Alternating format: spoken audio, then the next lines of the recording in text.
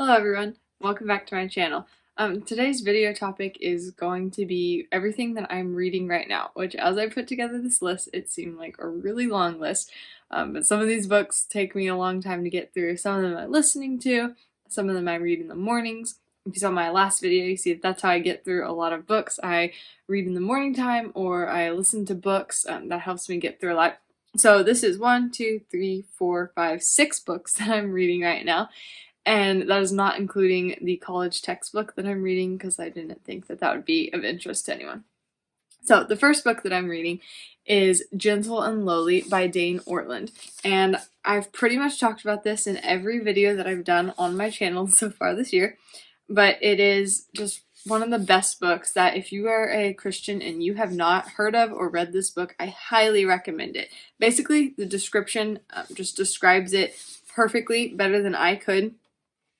It says, Christians know what Jesus has done, but who is he? What is his deepest heart for his people, weary and faltering on their journey toward heaven? Jesus said he is gentle and lowly in heart, and it's from Matthew 11. This book reflects on these words, opening up a neglected yet central truth about who he is for sinners and sufferers today. This is my second read through, and I'm enjoying it just as much as I did the first time. And then the second book that I'm reading right now is Disciplines of a Godly Woman by Barbara Hughes. This book examines 15 disciplines that every Christian woman should try to cultivate in her life. So far, it's helpful, but it's not extremely in-depth, so I'm not sure what rating I'm going to give it, but I do enjoy it right now. I'm still in the character part, so she goes through disciplines of your character, then there's disciplines of relationships, then disciplines of ministry. And so she goes through and talks about contentment and submission and worship, all these different disciplines that we should be cultivating. And I am enjoying it. It's really easy to read, so I read it in the morning, I read a chapter, and you can look for my full review on Goodreads when I'm finished.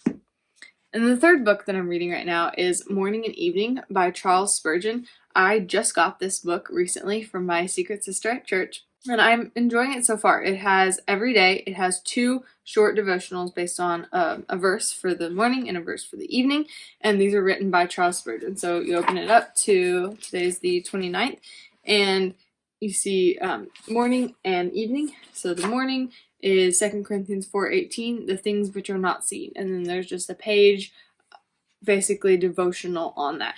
And it is a really great book, very encouraging for each day as you're reading.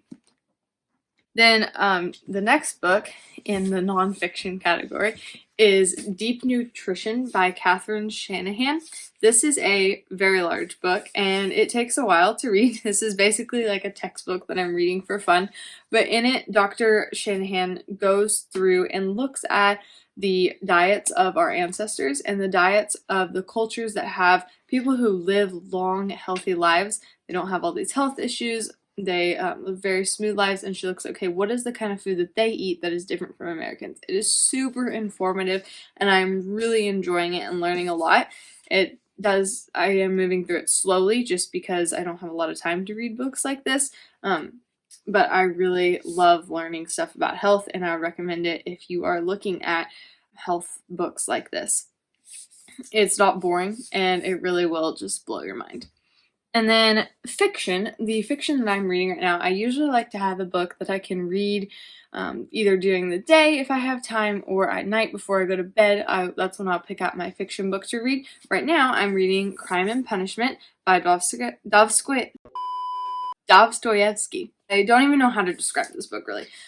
First of all, Russian books are really amazing, and Russian books are written in such a way that is so much different than any contemporary book you can read and different than any other classics in the way that they examine the human nature and the way that we act in society. It is really amazing. I've read Anna Karenina, and I did really enjoy that one, but I'm reading Crime and Punishment right now. And I can't say that I'm loving it, honestly. I have about 200 pages left, so that's like this much more. And I've yet to read anything happy or lighthearted. It's dark, it's rough, it's really real. You get into the mind of a sinful human. And honestly, it's just, you feel dirty almost when you read it. And it's almost like a stream of consciousness type book. I say that often about books that aren't really my favorite, but basically those books where you feel like bewildered. It's just like all the stuff is being thrown at you and it's in very like a hectic manner. That's kind of how I feel in this book. I really would like there to be some redeeming quality by the end, so we'll see if any of these storylines wrap up nicely. But I am enjoying reading a classic book, but you can look forward to my final review on this. I will definitely be doing a video on this book. And then the last book that I'm reading right now is the one I'm listening to, and it's called As Bright as Heaven by Susan Meissner. It's a historical fiction book based on World War I and the Spanish flu. It's about a mother and 3 daughters, and they move to Philadelphia right before the war really kicks off in America. And there's the draft, people that they know and love are leaving to go fight.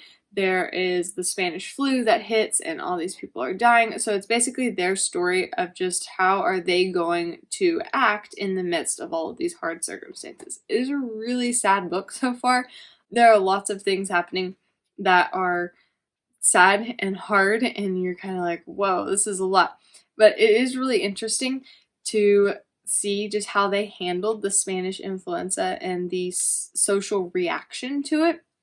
It obviously wasn't as big as COVID as far as the government and all that, but it was very interesting just reading about the medical side of it and how they wore masks, and it's really interesting. I had to actually go check the publication date to make sure it wasn't written like post-COVID and it kind of influenced the way that she wrote it, but it was actually written in 2018. So it's interesting to see how history kind of repeats itself, because the Spanish flu hit in about 1918, 1919. So that was really interesting. But I am enjoying listening to it. It is kind of sad to see a book that is about this time period of history and these people are going through something that is so hopeless and there's no Christianity in it besides a couple mentions of church.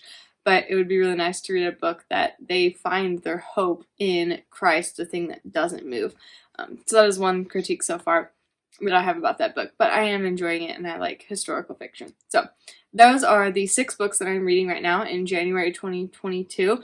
Hopefully in a couple of weeks I will have finished some of those books and can start different books for February. If you have any recommendations for me to do, leave them down below and let me know if you want me to do a video on like all the books that I'm looking forward to reading next month, because I can totally do that. So if you don't follow me on Instagram, subscribe to this channel, and follow me on Goodreads, those are all ways that you can keep up with me throughout the week, and I will see you next week. Bye.